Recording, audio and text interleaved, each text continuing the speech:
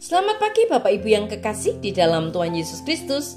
Pagi hari ini saya Eko Wayu Suryaningsih kembali menyapa dengan kebenaran firman Tuhan yang terdapat dalam Lukas 1 ayat 52. Lukas 1 ayat 52. Ia menurunkan orang-orang yang berkuasa dari tahtanya dan meninggikan orang-orang yang rendah.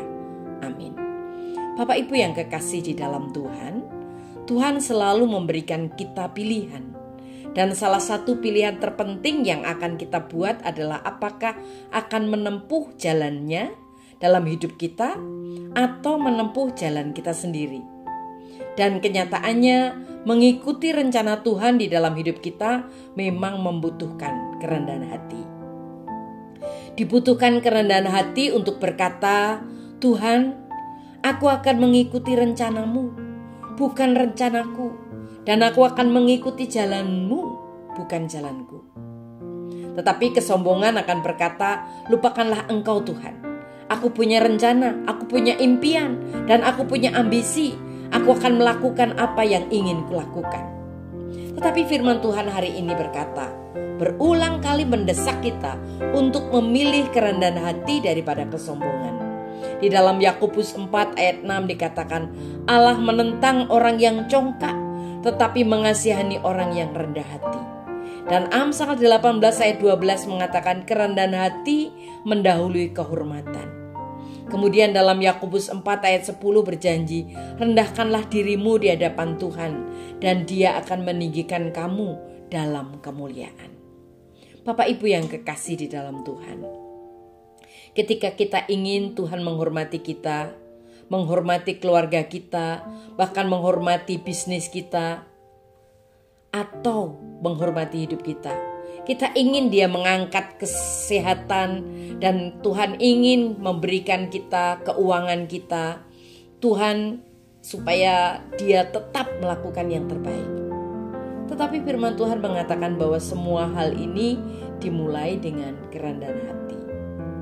Maria, Ibu Yesus, tahu hal ini dengan benar. Dia berkata, ia telah melakukan perbuatan-perbuatan besar dengan kuasanya. Ia telah mencerai-beraikan orang-orang yang sombong dan yang congkak. Ia telah menurunkan para penguasa dari tahta mereka dan meninggikan orang-orang yang rendah hati. Ia telah mengenyangkan orang yang lapar dengan kebaikan dan mengusir orang kaya tanpa apa-apa. Ini adalah puisi yang luar biasa dan menggambarkan bagaimana Allah bekerja dengan cara yang berlawanan dengan nurani, dengan naluri alami manusia.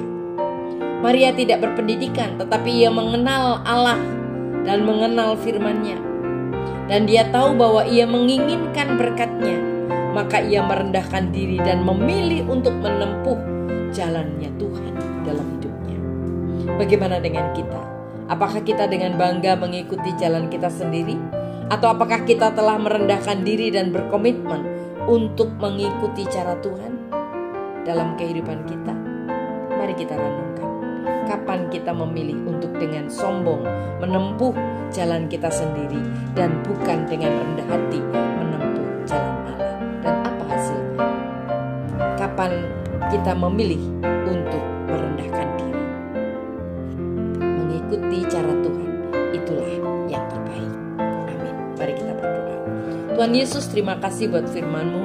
Biarlah kasih setia Tuhan menolong kami, memberkati kami, dan melalui kebenaran firman-Mu saat ini kami rindu Tuhan akan memampukan kami untuk melakukan yang terbaik. Di dalam nama Tuhan Yesus kami berdoa. Haleluya.